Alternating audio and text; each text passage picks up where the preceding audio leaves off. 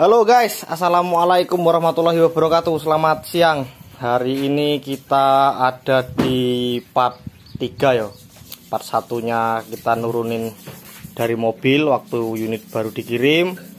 Part 2 nya kita bongkar mesinnya dengan kondisi wow kotor parah, saiki wis glowing.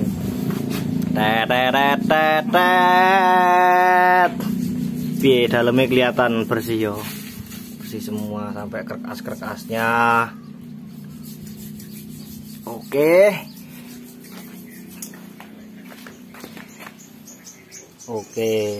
Oh ya guys, sekalian kita bahas kenapa unitnya kemarin nggak bisa nyala setelah ganti ring piston. Nah ini berarti kasih aja judul ya nanti yo. Penyebab unit nggak bisa nyala setelah ganti ring piston. Lah biar nyala guys. Orang awam aja tahu kemarin ya waktu kita bongkar mesinnya itu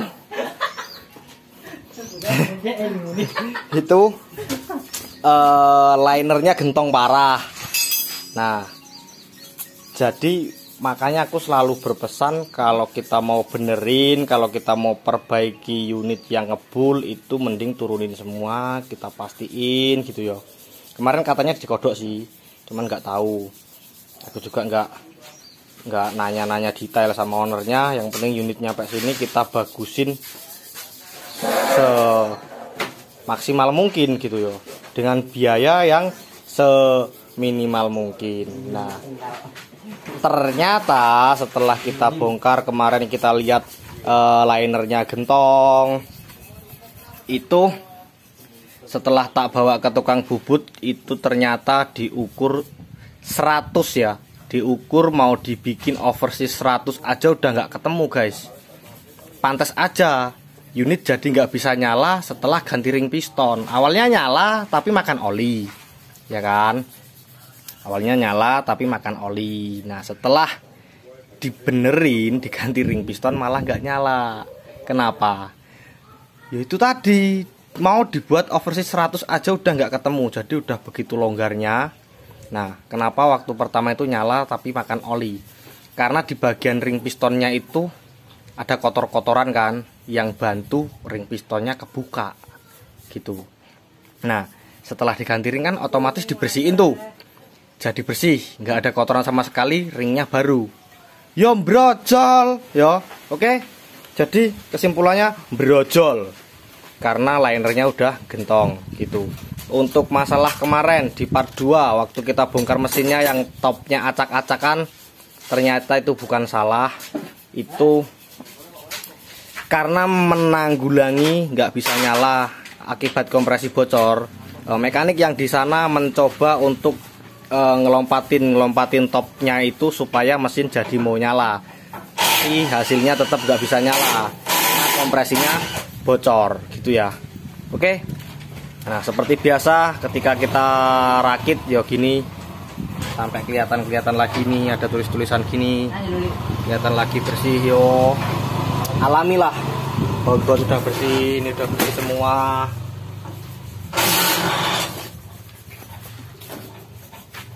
Jadi laporan kerjanya seperti ini. Begini itu part bekasnya belum kita kemas untuk BB yo. Sekalian laporan kerja. Ini si kijangnya tinggal bilas bersih. Saya ubah-ubah. Ini kijangnya kaki mulai iyo no angin puting beliung. Lagi proses ganti lower arm karena bannya mengkang yo, lower armnya kena batu. Nah ini jadi nanti insya Allah kijangnya naik, kaki udah beres yo.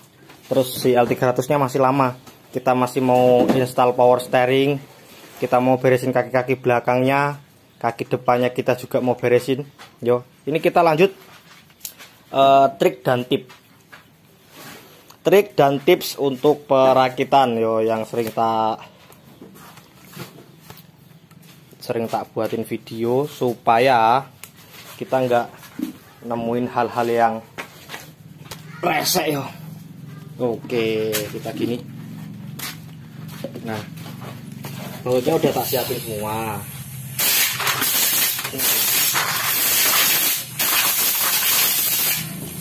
Angel yo guys, wis ngene yo. Kelihatan nggak? Kelihatan yo. Oke, ini pompa oli. Ini gear pompa oli. Nah, setiap aku ngerakit unit mesin itu, aku selalu taruh chassis grease atau gemuk kobra ya. Jadi grease yang lengket. Intinya kita buat ruangan di dalam pompa oli itu vakum, nggak usah banyak-banyak, ya secukupnya aja, hanya untuk membuat si nih. Oke, kita puterin, ini kebagi nih, supaya ruang pompa olinya itu vakum. Ketika unit nyala pertama, si olinya lebih cepat naik ketimbang enggak kita kasih yo. Nah, jadi waktu kita start engine pertama, kita mau nyalain mesin kan pasti kita bleeding dulu kan, karena solar kita bleeding dulu.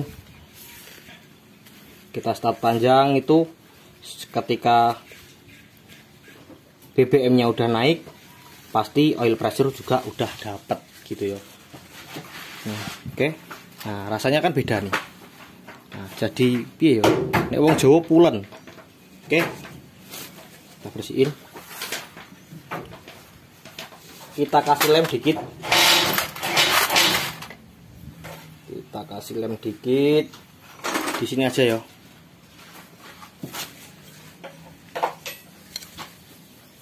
Tak siapin. Enggak usah banyak-banyak guys lemnya. Secukupnya. Sebenarnya kalau dari pabrikan nggak dilem sih ya, tapi karena kita takut ada bocor, terus nyucinya kurang bersih gitu ya, ngeri kan. Jadi pesan dan kesannya tetap kalau nyuci yo yang bersih gitu, kalau bisa sampai kayak baru. Nih kelihatan nggak? Oh, nggak kelihatan kalau dikasih lem yo.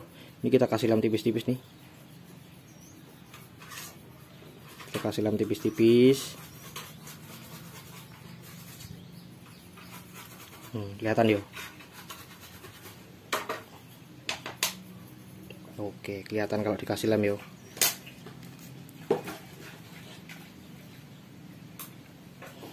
Oke, langsung kita pasang aja. Mak pelek. Tak cari bautnya. Bautnya udah tak siapin sih guys. Bautnya sampai kayak baru yo. Mantep yo. Seneng liatnya gitu kalau bersih. Jangankan ownernya, dan seneng loh yo.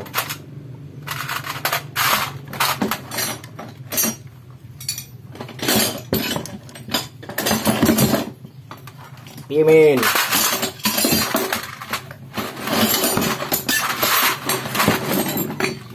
Oke, ini tak kencengin dulu.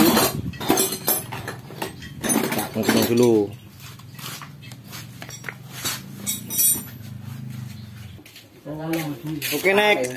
Setelah bautnya kita kencengin, kita coba puterin lagi. Ya, pulen guys, pulen.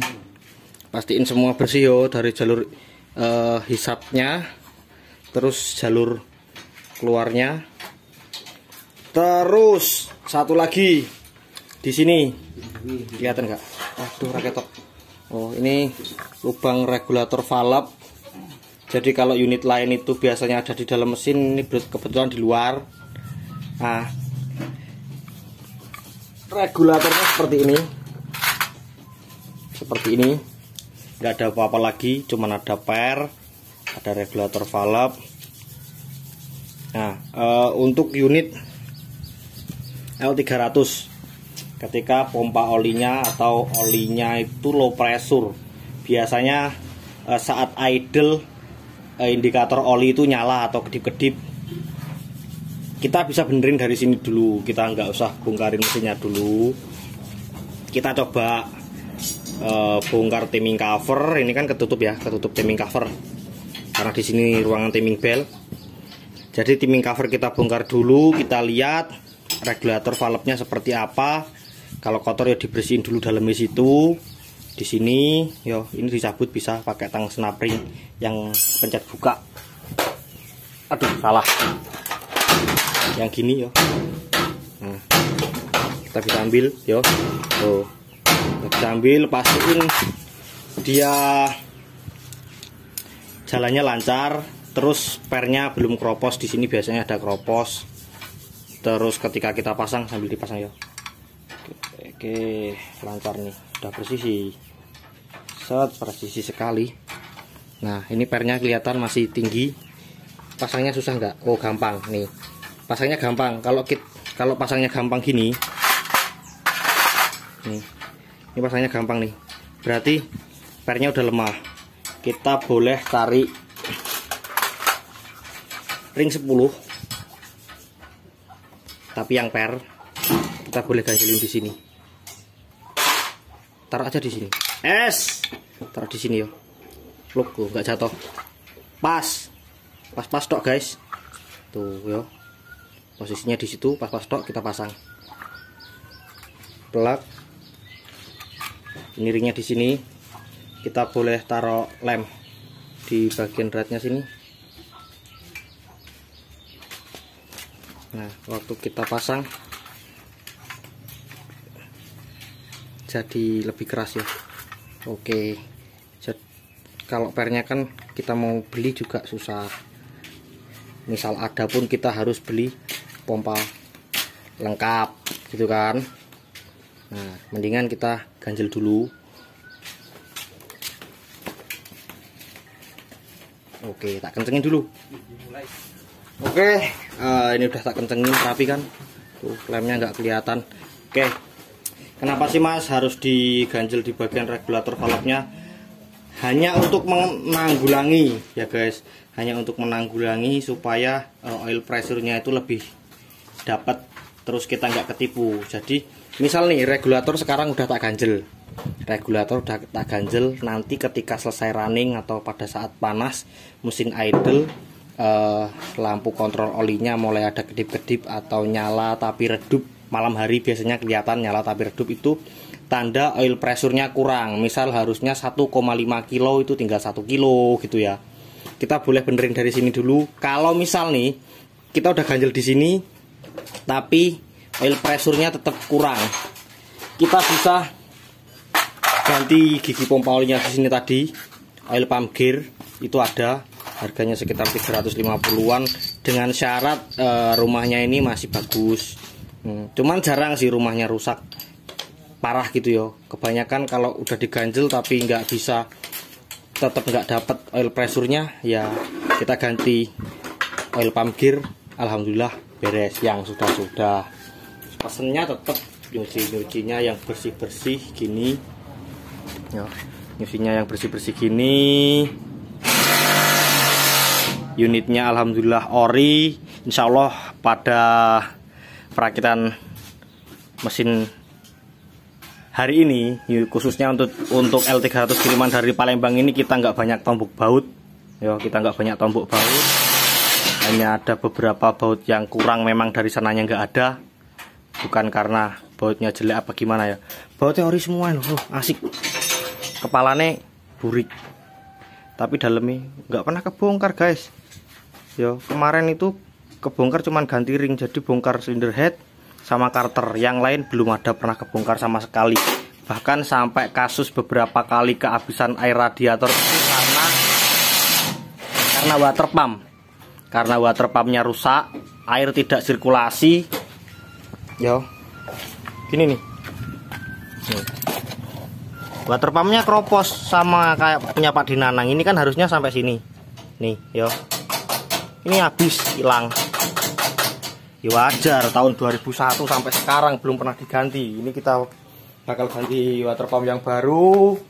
Insya Allah jadi lebih sehat lagi, lebih fit lagi, dan tenaganya insya Allah lebih jos lah ya. Nanti kita setup dikit-dikit untuk kebutuhan unit di daerahnya masing-masing. Nanti tak suruh nyoba dulu di sini. Maunya seberapa, enaknya gimana, yo. Jadi yang bocor kemarin dari water pump sama opo guys, angel guys, sama pipa bypass yang di sini yang di water pump yo. Makanya di sini ada karat nih. Nih, tebel. Ini nggak tak cat sengaja biar kelihatan ori alami gitu loh. Yo, dilihat itu lebih enak gitu. Oke, senderheadnya udah siap. Senderhead udah siap. Terus videonya apa sampai sini aja ya untuk laporan kerja. Kemarin kita bongkar mesin, udah kita lihat semua timing mark udah pernah tak buatin atau titik topnya. Setelan klep angkanya berapa ada di sini. Nih 0,25 rata ya. Ya wes, pokoknya ikutin arahan dari pabrikannya, asal kamu kerjanya bener bersih, insya Allah enak deh, nggak bakalan trouble. Oke, gini aja. Oke, aku lanjut rakit. Ini tips dan triknya, bonus buat kalian.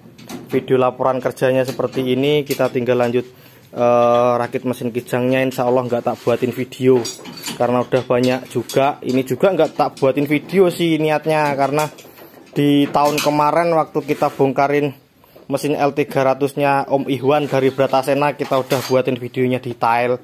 Jadi dari pemasangan piston, ring gap clearance-nya itu di angka 0,25 gitu ya. Kalau diesel angkanya segitu-gitu. Kalau bensin kemarin waktu kita bongkar di angka 45-50. Jadi kita quarter. Lah kalau ini kemarin wong awam megang, "Walah jeru." Ini wah jeru gitu katanya. Oke lah yo, gini aja. Laporan kerja pada hari ini. Proses nyuci mencuci nggak ada yang istimewa, tetap direndam nganggo banyu comberan. Ini lagi proses nyuci. Apa iki? Nyuci guys. Nyuci kijang. Sabune kuwi to, nang cangkir ki to? Jajal sabune diombe kena ra? Diombe kena ya. Jajal sabune. Lah sabun ki nek diombe ki, guys. Piye ki? Tenaga nasi uduk iki. Nyucinya tenaga nasi uduk. Yo ngene iki. Megawe awor sampah ora apa guys. Yang penting hasilnya lah yo. Jenenge nang desa arep piye. Ya udah. Gini aja. Yo, salam dari saya. Semoga video kali ini bermanfaat. Saya Arif Bayu Wicaksono yang bertugas. Salam mekanik desa paling konyol.